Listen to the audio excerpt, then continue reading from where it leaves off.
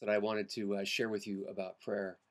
I don't know where you pray the most. I mean, like it could be in the morning when you get up and do your devotions, or maybe in the shower, maybe when you're driving. And I do all those, but I do probably almost more praying when I'm driving than almost any other time. And hopefully, other people are not praying because I'm driving. But that's beside the point. What I want to talk about just for a second is what you pray about. And one of the things that I often pray about, and I suppose that probably you do too, is like, God, give me something.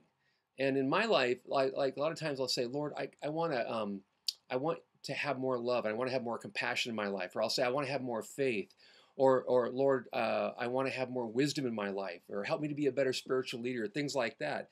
And here's what I want you to think about for a second. When we say those kind of things, first of all, God hears us, because sometimes we say them so often it almost becomes rote, and we forget that God really did hear it. And then secondly, that when He answers that prayer, a lot of times our answer is not the way that we think it's going to happen. And what I mean by that is He doesn't just give it to us.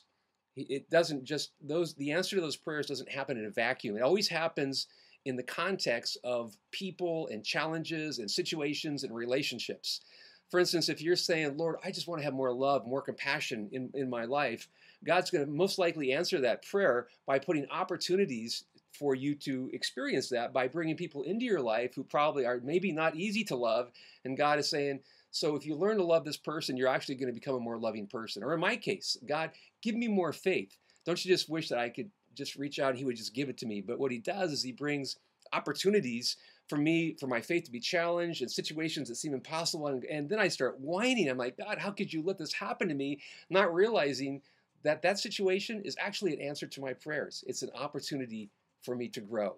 So I want you to think about that next time that you're praying and you're saying, oh God, just give me wisdom, or just give me love, or just give me greater faith. Whatever it is that you're asking for, you got to be careful about what you're praying for, because God does hear and He is going to answer, but the answer may not look like you think it is.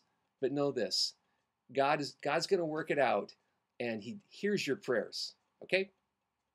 Thanks.